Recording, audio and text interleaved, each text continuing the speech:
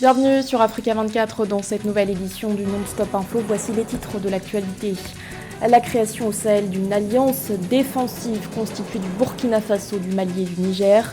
Les trois États ont signé la charte du Liptako Gourma. La priorité sera donnée à la lutte contre le terrorisme. Nouvelle escalade des tensions entre le Burkina Faso et la France. La junte a sommé l'attaché militaire de l'ambassade française de quitter le territoire d'ici 2 semaines. Les autorités de transition ont aussi décidé de fermer la mission militaire burkinabé à Paris. Et puis le Maroc face au défi de la reconstruction après le séisme qui a causé la mort de près de 3000 personnes. Un plan d'urgence a été dévoilé par le cabinet royal en vue d'aider les ménages affectés. Les détails à suivre dans ce journal. Le Mali, le Burkina Faso et le Niger unissent leurs forces sur le plan sécuritaire. Les juntes de ces trois États ont scellé le 16 septembre la charte du Liptako Gourma. Objectif, créer une alliance de défense collective et d'assistance mutuelle. Sa création intervient à l'heure où la menace terroriste s'amplifie au Sahel. Nathalie Mou. Le Mali, le Burkina Faso et le Niger ont signé un accord militaire inédit le 16 septembre 2023. La charte du Liptako Gourma, composée de 17 articles, a créé l'Alliance du Sahel qui lie désormais les trois pays dans la lutte contre le terrorisme. Le Mali, le Burkina Faso et le Niger, qui ont rompu leur coopération militaire avec la France, marquent ainsi une position commune, celle d'une coordination conjointe de leurs moyens de défense pour garantir leur sécurité. L'objectif visé par la charte est d'établir une architecture de défense collective et d'assistance mutuelle aux parties contractantes. L'Alliance du Sahel, en son article 6, considère comme agression toute atteinte à la souveraineté et à l'intégrité territoriale d'une ou plusieurs parties. Une clause qui pourrait être enclenchée en cas notamment d'une intervention militaire de la CEDEAO pour le rétablissement de l'ordre constitutionnel au Niger. La charte soumet les États parties un devoir d'assistance et de secours qui pourrait, si nécessaire, appeler à l'usage de la force. L'agression, telle qu'évoquée à l'article 6, comprend également toute attaque contre les forces de défense et de sécurité de l'une ou plusieurs parties contractantes, y compris lorsque celles-ci sont déployées à titre national sur un théâtre d'opération en dehors de l'espace de l'Alliance.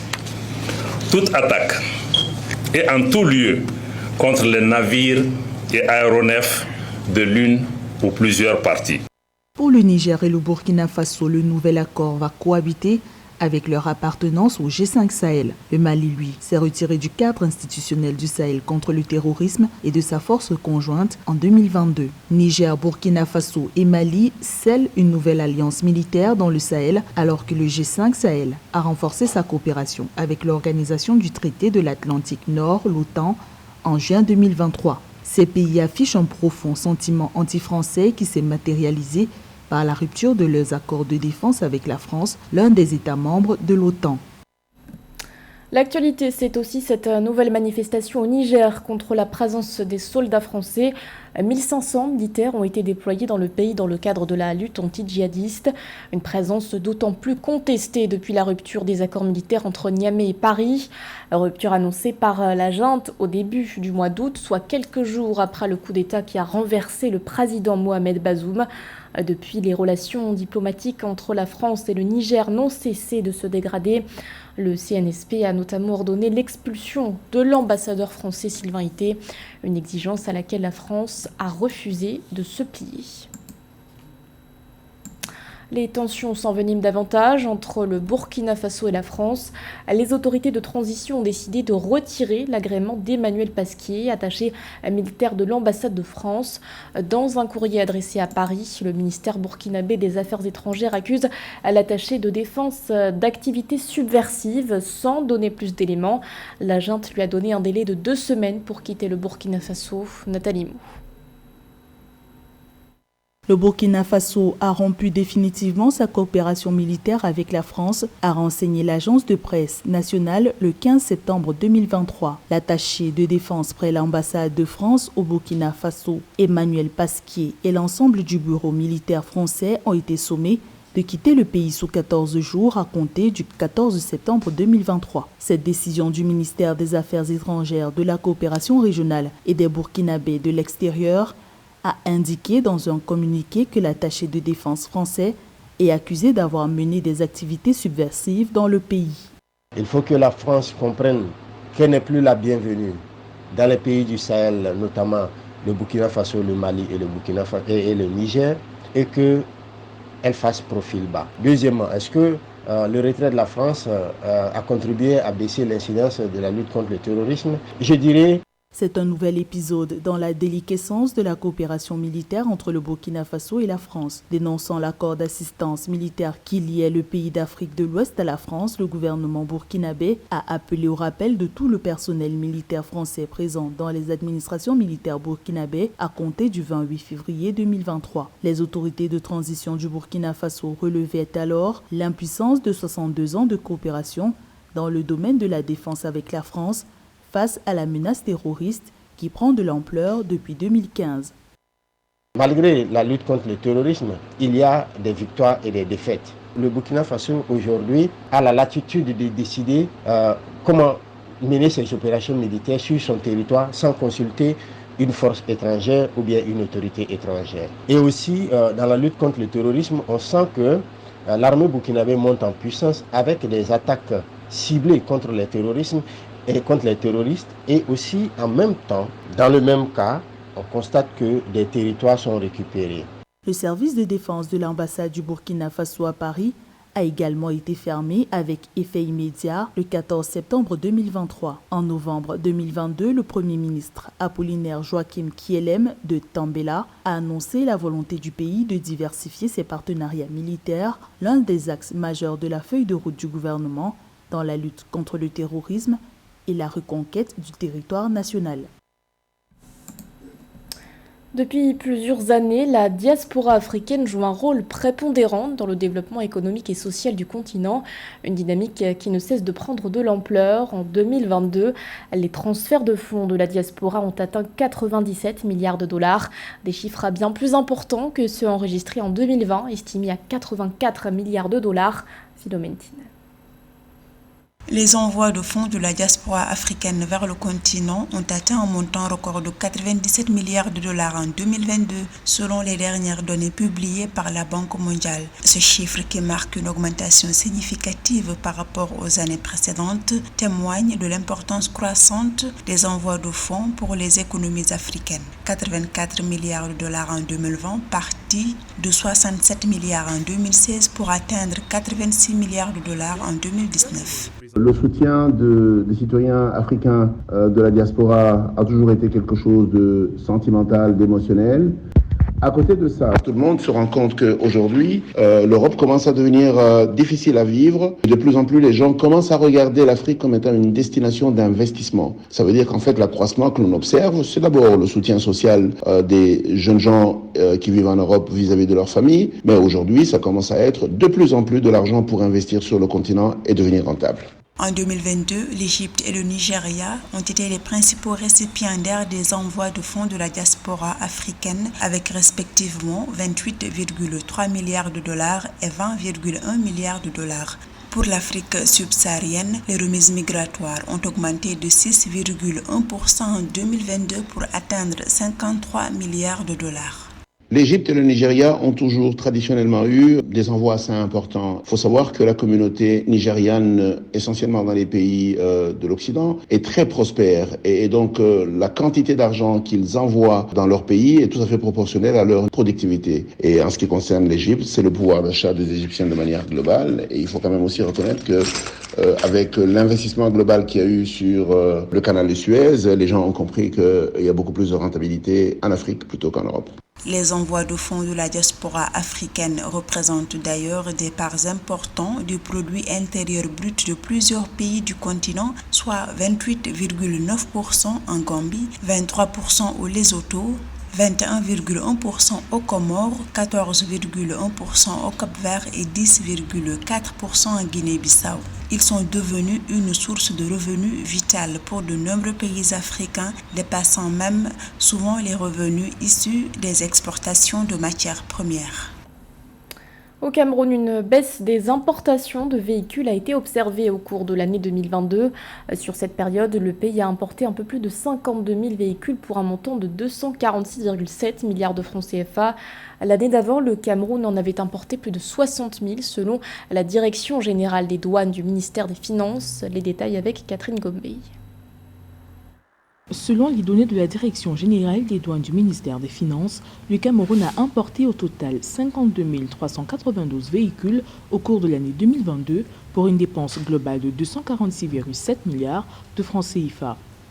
Ce volume est en baisse de 12,7% en comparaison aux 60 000 véhicules importés en 2021 pour un coût total de 214 milliards de francs CFA. Suivant une classification en type de véhicule, la douane camerounaise indique que la baisse des importations observées au cours de l'année 2022 est imputable aux véhicules de tourisme et aux véhicules utilitaires. La contraction des importations de véhicules sur l'exercice 2022 est due spécialement au renforcement ou alors à la multiplication, à la massification, à l'amplification des opérations de terrain par la douane. Ce qui a dissuadé beaucoup d'opérateurs qui par le passé faisaient venir des véhicules du Bénin et les faisaient entrer au Cameroun sans franchise de droit de douane et réussissaient même le tour de passe à faire immatriculer ces véhicules. Dans la catégorisation douanière, les types de véhicules identifiés sont des tracteurs, des véhicules de transport en commun, des véhicules de tourisme ou particuliers, des véhicules destinés au transport de marchandises. Ainsi, au cours de la période sous revue, les importations de véhicules de tourisme, encore appelés véhicules pour particuliers, ont régressé de 16%, passant de 48 020 unités en 2021 pour une dépense de 102 milliards de francs CFA à seulement 40 439 unités en fin 2022, équivalente à 95 milliards de francs CFA. Depuis pratiquement 3 ans, sinon un peu plus, 2019, 20, 21, 22, le gouvernement, à travers son administration compétente, notamment l'administration des douanes, a eu à mettre sur pied ce qu'on appelait Alcomi, une opération halte au commerce illicite. Et des agents de douane s'intéressaient entre autres aux véhicules importés sur le territoire camerounais mais qui n'avaient pas été dédouanés. Ce relâchement des importations dans l'un des principaux fournisseurs du Cameroun et l'Union européenne intervient alors que dans le cadre de la mise en œuvre des accords de partenariat économique qui lient le Cameroun à l'Union européenne, le taux de douane sur cette catégorie de véhicules est réduit de 10% depuis le 1er janvier 2021. Après le drame, l'heure est à la reconstruction au Maroc. Une semaine après le séisme, un plan d'urgence a été dévoilé par le cabinet du roi Mohamed VI. Le programme prévoit notamment le décaissement de 30 000 dirhams pour chaque ménage affecté par le tremblement de terre. Une autre enveloppe est aussi prévue pour la reconstruction et la réhabilitation des habitations. Marcel Kouassi.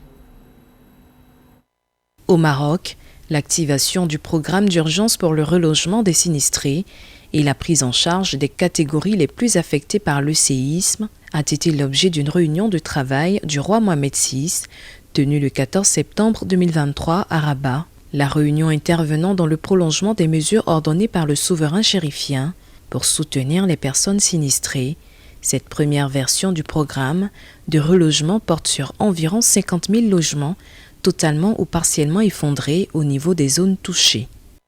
Le royaume chérifien fait face à un deuil difficile, une convalescence difficile et l'urgence de relogement des sinistrés. Donc, devra faire sa capacité à pouvoir surmonter tout cela en très peu de temps vu que l'hiver approche. Ce qui est également intéressant, c'est de voir toute cette mobilisation autour du Maroc pour des aides qui viennent de partout. Et donc, le Maroc a le choix. Mais la difficulté, la très grande difficulté reste à ceux qui sont dans les montagnes et qui risquent de passer de très mauvais temps parce qu'on n'a pas fini de retrouver tous ceux qui sont sinistrés. Les autorités marocaines prévoient une aide financière directe de 140 000 dirhams, environ 12 800 €, pour les logements totalement effondrés et de 80 000 dirhams, environ 7 300 €, pour couvrir les travaux de réhabilitation des habitations partiellement effondrées. Le majeur défi du royaume, c'est de mettre en place un système d'alerte qui préviennent de futurs drames pour les amoindrir. Ce programme, selon le royaume chérifien, mobilisera principalement les moyens financiers propres de l'État et des organismes publics et sera également ouvert aux contributions provenant des acteurs privés et associatifs, ainsi que des pays frères et amis du pays d'Afrique du Nord. Du sport à présent avec le bilan de la première journée des finales de la Ligue de Diamant qui s'est déroulée ce samedi 16 septembre aux États-Unis. Une journée marquée par la victoire de Simon Kiprop Koech lors de la finale du 3000 mètres steeple. L'athlète kényan est arrivé en tête avec un chrono de 8 minutes et 6 secondes. L'Éthiopien Samuel Firou s'est hissé quant à lui à la seconde place du podium. Il a franchi la ligne d'arrivée en 8 minutes et 10 secondes. Côté femmes, Faith Kipyegon a elle aussi brillé en finale du 1500 mètres. La Kenyane a conservé son titre de championne en s'imposant sur un chrono de 3 minutes 50. Elle a devancé l'Éthiopienne Diribe Welteji, arrivée deuxième sur un temps de 3 minutes 53 secondes. Deuxième place du podium également pour l'Ivoirienne Marie-Josée Talou aux 100 mètres, devancée par la Jamaïcaine Sherika Jackson. Autre performance marquante de cette compétition, celle de Hugues Fabrice Zango. L'athlète burkinabé a décroché la médaille d'argent avec un saut de 17 mètres 25. C'était le journal de la rédaction. Merci de l'avoir suivi. L'actualité continue sur Africa 24.